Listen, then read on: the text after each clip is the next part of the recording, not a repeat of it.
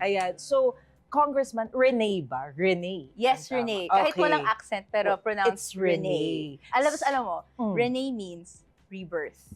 Ah, Yes, it's really? French for rebirth, tas Oo. yung Luis, Latin for warrior. So, Wow. ano ako? Reborn warrior. Reborn warrior. So, bata pa lang, parang na-foresee na ng parents mo. Pero Ganun tinanong ba ko, ito yan? ba plano niyo sa pangalan ko? Hindi, nag-isip lang daw talaga sila. At yun na, sino nag-decide? I think yung father ko. Oo. Pero yung father ko, marami siyang names in his head. Okay. Diana for one. Kasi namatay si Princess Diana that Mhm. year, 1997. Mm-mm. And then, parang English, ay, girl version ng pangalan niya. Gerarda. Tapos sabi na ko, baho, wag yan. So, Renee Luis na lang. Ah, that's nice. So, Yes. how do you like your name? I like it. You No? like it? Before, Nagre-reflect sa personality mo. yung nickname ko for myself, or dati sa akin, no, nung bata pa ako, Rain. Okay. Tapos, mas nag-take ownership ako sa pangalan ko, siguro college. Ah, No, Renee talaga. Luis. Tapos, fun fact, yung magkakapatid kami, puro R yung simula ng pangalan namin. Oh, that's nice. Ilan kayong magkakapatid? Three. Three Three. kami, yes. Pang ilan ka? Guess. Yes, panganay. Tama. Tama. Kasi nasa personality mo eh. Totoo Na ba? parang, di ba Okay. nagre-reflect siya if you're panganay, meron kang yung parang leadership quality. Kasi ikaw yung taga-manage ng household pag wala yung parents. Tres Marias kami. Okay. Tapos, we're close in age. Parang mga 2 years yung gap namin. Mhm. So, hindi ko naman sobrang naramdaman na I'm responsible for them. Mhm. Pero naalala ko when I was young, nung kakasilang lang ng ikalawa namin, yung middle sister. Mm. Sinabi sa akin ng nanay ko na, oh, you're an older sister now. So, parang naramdaman ko yung weight nun. Kahit 3 years old nun. Ganun. So, feeling ko So, na bata, naramdaman mo na yung Oo. weight. Oh. Yeah, pero feeling ko ever since then, tinry ko na maging yung older sister. Mm. Pero, iba rin yung hobbies ko talaga from them when I was young. Mm-mm. So, sila mahilig maglaro sa labas. Ako, magjo-join lang sa kanila, 5 p.m., ganyan. Pero mostly, nagbabasa ako ng libro, Oh. nasa computer ako, nag-search sa Mm-mm. internet, mga ganun. Mm-mm. So since magkaiba kayo ng hilig, how was it like to have 2 sisters, 3 girls in the family? Ako, I think when we were young, naging natural lang yung bond namin sa isa't isa na nag-i-enjoy. Pero when you get older, magdi-deepen siya eh. Okay. Kasi may misunderstandings, tas kayo, gusto nyong ma-resolve siya. Or at least hindi lumaki. So, mapupwersa kayong maging vulnerable, ganyan. So, dahil doon, nag-uusap kami. So, I think right Bakit now, paano kayo mag-away? parang halos hindi away. Yung may Oh. isusumbat lang, tapos may isusumbat ng isa, and then mag-unpack na kami, wait, ba't mo sinabi yun? Ganyan. So Oo. hindi kayo yung tipong magkapatid na nagsasabunutan, Oo, hindi. ganyan. Buti na lang. Nung bata kami, nangangagat kami sa isa't isa. Pero hindi na kami ganon. Oo, nag-improve na, kumbaga. Yes. Nag-mature na, kumbaga. Nag-mature na. So, you're 28, you were very young. So, niisip ko, kailan mo na-realize na gusto mo palang maging leader, na gusto mo palang pumasok sa government service, sa politics? I think, nung law school ko, Mm. I entered law school looking at it as a means to an end. Hindi ko super prefer na mag-litigation. Mhm. Gusto kong mag-policy making. Pero behind the scenes, yung height of my dreams na is, ako yung talaga magsusulat ng batas, tapos ipapasa ko kung sinong kong. So, i-convince ko to Oo. na i-adapt mo to please, ganyan. Mhm. Pero around 4th year ko, Mm. malapit sa may sakayan sa amin, Oh. papuntang monumento, ganyan. Merong doong mga 80 years old na senior citizen, babae siya. Naisip ko, bakit pa siya nagbebenta or nangangalakal? Dapat retired na siya or maginhawa na ang buhay. Tapos doon nagsettle sa akin na may malalang injustisya sa mundo, sa lipunan, that allows yung mga ganong everyday moments na as if normalized na siya. Mm-mm. So siguro from there, medyo mas tinik ownership ko na okay, gusto kong mag-public service. Gusto kong ialay yung sarili ko, sumama sa mas marami na na sumusulong no, ng totoong pagbabago. Aha. Hindi yung panandalian lang, saglit lang, Right. pero yung may totoong hustisyang makakamit sa lipunan. Sabi Ganon. mo, nung bata ka, ang isa sa mga hilig mo, magbasa talaga ng libro. So parang dun pa lang nakikita mo na perfect sa'yo maging lawyer kasi basa ka na ng basa. So from the very start, naisip mo na gusto mo maging abogada? Ay, fun story. Oh. Alam niyo po ba yung NCAI? Nag-take ka ba ng NCAI? National Collegiate Admissions Exam. Oh. Every third year high school, kinukuha to. At sa dulo nun, pag nakuha Parang na hindi pa results yata mo, NCAI nung time na. NCAE ata yung tawag. Oo. Sa dulo nun, may i-recommend na professions sa'yo eh. Unlad, no? May i-recommend na professions sa'yo. Yes. Number 1 dun sa akin, lawyer. Oh. Pero number so 2 may dun, guide ka na. O, number 2? Number 2 nun, forensic analyst. Tapos mas doon ako nag-zero and hala. Kasi nung time na yon, nabasa ko yung Smaller and Smaller Circles. Yung protagonist kasi doon, pari siya by day, forensic anthropologist by night. Exciting. So gusto kong maging ganon. Okay. So bakit napunta ka sa pagiging lawyer? Nung nasa UPCAT ako, parang mag-fill up ka ng choices. And number 1 ko, molecular biology and biotechnology. Oo. Number 2, political science. Sige, kasi lawyer eh. Ganyan. Doon ako pumasa sa political science. Pero eventually po, naging masaya po ako sa field ko, sa pag-aaral ko, and syempre yung essentially student life ko. Nung ano po ako, 3rd year, 4th year, this was the time of President Duterte. No? And you can imagine siguro how politically involved the students are kapag left and right, may reports of war on drugs, tas may mga reports na bata yung napapatay. So 2017, ako po yung editor-in-chief ng isang college paper. Tas from there, tuloy-tuloy na yung essentially political advocacies na tinitake up natin. Naging member din ako ng Kabataan Party List noong time na yun. And then dumire-diretso na. Tapos, pinasok mo na tong Congress. What was it like nung first time ka na pumunta sa Congress? I mean, you're very young. 28 years old. Yung mga kasama mo doon, puro mga veterano. What was it like? Siguro nung first time na pumasok ako, and nakikita ko to sa lahat ng mga interns, mga kabataang pumapasok, ma-overwhelm ka konti. And parang, okay, this is the building where laws happen.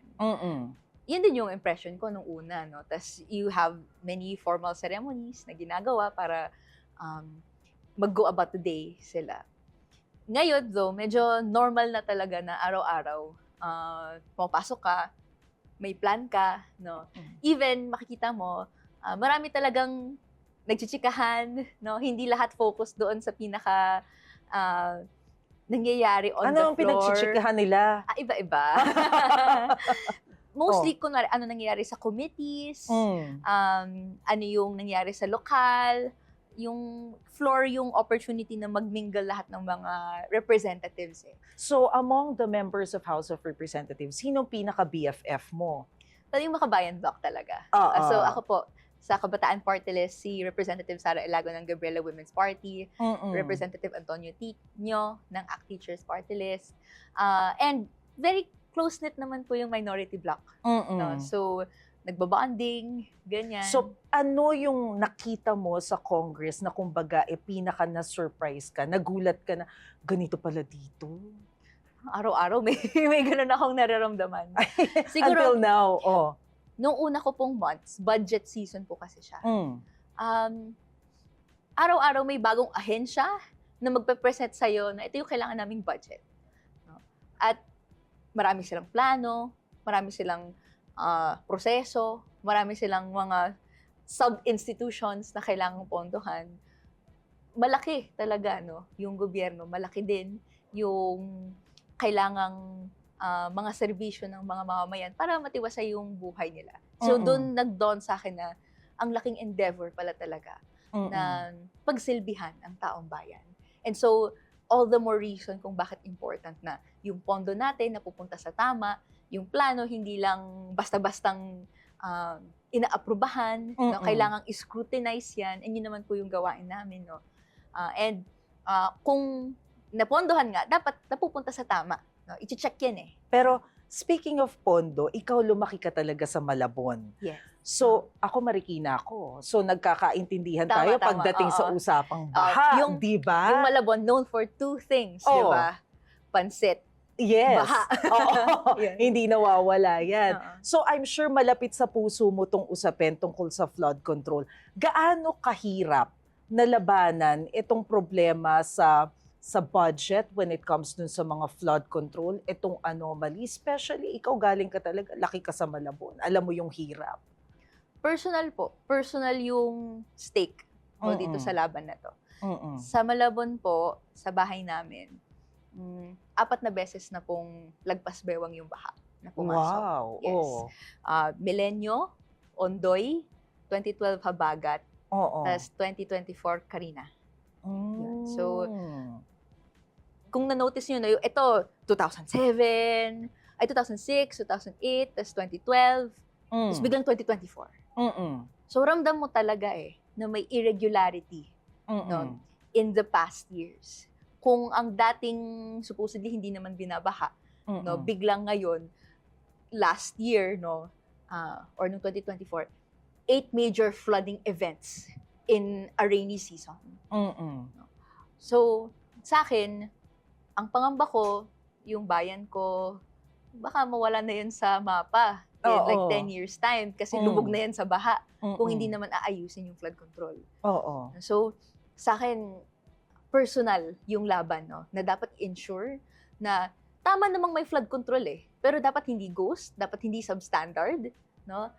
Dapat hindi bilyones yung binuhos dyan, pero ang pakinabang ng mamamayan ay wala, Mm-mm. di ba? And syempre dapat yung mga iba't ibang plano, umaambag yan sa pangmatagalan, no? Kung gusto nating ma-resolve yung krisis pang klima, no? Hindi naman short-term flood control projects lang din yan. Pero i-ensure natin na paano ba hindi magiging destructive, no, yung mga typhoon events, no? Paano hindi Oo. lumalala yung pagbaha kasi nare-redirect natin ng maayos. 4 etc. na beses kang naka-experience ng matinding pagbaha sa bahay nyo sa Malabon. Bakit hindi kayo lumilipat? Hindi mo naisip yun? Wala po kami sariling bahay. Oo. Rented lang po yung kung saan kami nakatira ngayon. Oo. Hindi kayamanan yung pamilya ko. No? So, yun, sa Malabon, compared sa ibang areas ng NCR, mas cheap doon. And doon din po, nakapagtrabaho yung tatay ko nung mas bata ako. Ngayon kasi nag-close down na yung company. Okay. If you don't mind, anong ginagawa ng parents mo? Retired na sila both. Ah, Yes. okay. Kaka-60 lang ng nanay ko last year. Oo. So, ikaw ang breadwinner ng family. Ganun Well, ba? kaming tatlong magkakapatid ay nagtatrabaho na. So, technically kaming tatlo Ah. breadwinners na ng family. Oo. So, kamusta ang pagpapalaki sa parents? Well, ilang taon pa lang naman. Oo. No? Pero, ako I can say na marami silang frustrations. I guess, yung pagpapalaki ng pamilya namin. Dahil din may limitations yung kaya ng kanilang sweldo, ganyan. And normal po na mag-wish sila for us na maging mas matiwasay yung buhay. Actually, yung normal talking point lagi sa bahay namin, huwag niyo na kaming buhusan ng pera, pag-ipunan niyo yung future niyo, yung pamilya niyo, yung mga ganyan. Oo. Pero syempre kami, ayaw namin iwan yung mga parents namin. Gusto namin kung saan kami pumunta, andun din sila. Oo. So it's been slowly building that towards a future na magkakasama pa rin kami. Pero when they were still working, may legal background din ba? Baka na-impluwensyahan ka kaya ka pumasok sa pagiging abogado? Ay, wala. Wala talaga. My mom worked in a bank. No? Tapos my father worked in a plywood distribution company. So ikaw ang first in the family? Oo, na yung lawyer.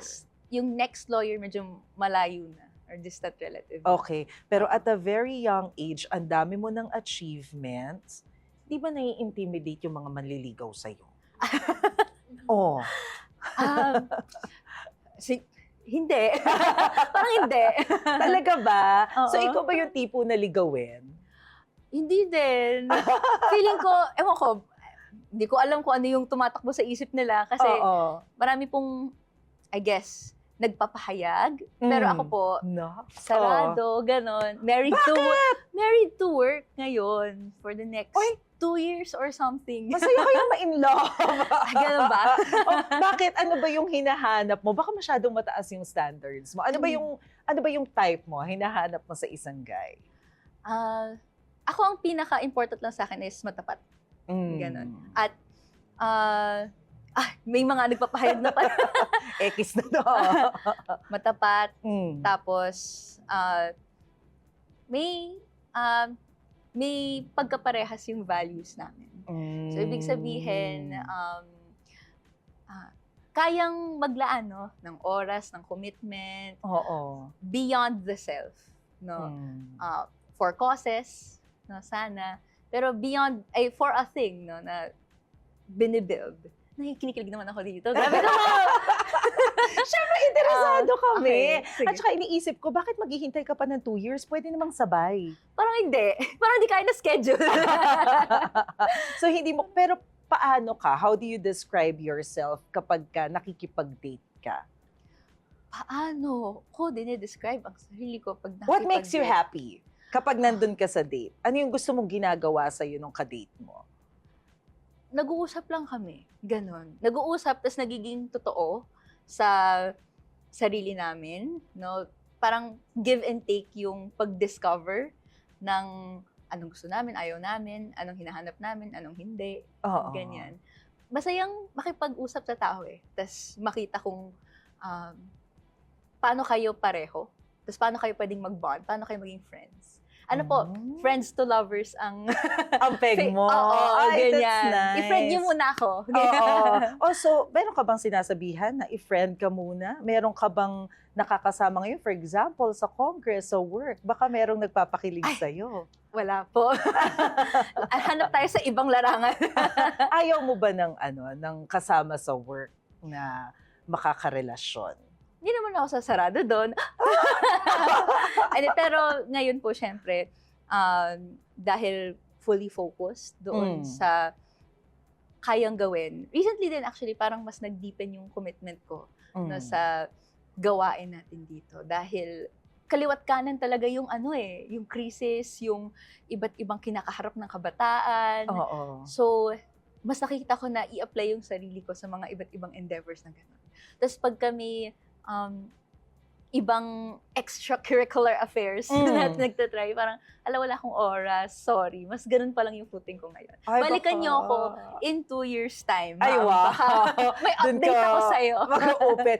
But still, outside Congress, ano yung pinagkakaabalahan mo kung hindi mo ginagawa yung trabaho mo as a legislator? Well, yung una na nagtitake up pa rin ng malaking oras namin ay yung on-ground work ng Kabataan Party List. So, pupunta sa kung anong rehiyon, kung anong syudad, kung anong paaralan, kakausapin yung kabataan doon. And aalamin kung yung ginagawa namin, paano yung appreciation nila, anong effect sa kanila, tas ano yung mga hinaing nila sa ground, paano namin din iangat yon bilang pambansang kampanya. And ikalawa, I enjoy spending time with the officers of Kabataan Party List and my family. No? Masayang kabonding yung sisters ko. Marami kaming napag-uusapan. And ngayon po nga, marami kaming oras na maging mas develop yung relationship namin. Pareho na kami. Lahat kami working adults. Ganun. Marami talagang mapag-uusap. Pero ano yung usual na bonding nyo aside from kwentuhan? What do you usually do together? Like, do you go to salon? Nagpapaayos ba kayo ng hair? Nagpapa-nail polish ba kayo? Spa? Ano kami? Ukay hopping. Cafe hopping. Ganyan. Cubao, Green Hills. Ganyan. Pero ang napansin ko sa'yo, very distinct din kasi yung hair mo, di ba? Ba? Yes, because it's curly and it's very bagay. So how do you take good care of your hair? Ang hirap kaya pagkulot. Alam niyo po ba yung curly girl method? Ay, ano yan? Ano siya? Well, matagal na to, pero sa Pilipinas, parang naging established siya 2020, pandemic. Bale, may paglista kasi ng mga produkto na yun yung dapat wala sa gagamitin mong shampoo and conditioner. Ito, practical tips lang, ma'am. Oh, Pag mag-shampoo ka, dapat walang sulfate. Okay. Sulfate is harsh on your hair. So, hindi ako pwede mag-mention ng brands. No? Pero may mga shampoo brands out there mm. na cheap, walang sulfate. Kasi conditioner, huwag mag-dimethicone. Dimethicone wraps your hair. Di ba silky yung feeling after mong mag-conditioner? Yes. Pero pag may dimethicone, ano yan, may plastic, no, thin film na sinasurround yung buhok mo. Ang response ng buhok mo, pag may ganon, mag-produce ng more oil. Oh, No? wow. Yeah. Kaya dahil doon, mas naging oily yung buhok mo. Oo. So, meron pong mga conditioner brands out there Oo. no, na walang dimethicone. No? So yun ang tinitingnan mo pag bibili ka ng Oo, product. yung read Gusto the ko yung label. binibigyan mo ako ng beauty tips. Yes, tapos gamit yung gel. Yung gel mo Paano? dapat walang alcohol. Oh. Alcohol is drying, Mhm. and so ang effect niya is mag-frizz yung buhok mo.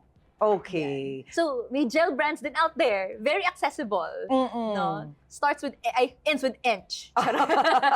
So yun ang ginagawa mo, especially bago ka pumunta sa field to do your work, makiba ka sa kalsada to ensure na okay pa rin ang hair mo. Oo. Oo. Yeah. Speaking of pakikibaka, bago tayo maubusan ng oras, EDSA anniversary, ano yung difference na nakita mo sa paggunita ng EDSA anniversary compared ng mga previous years?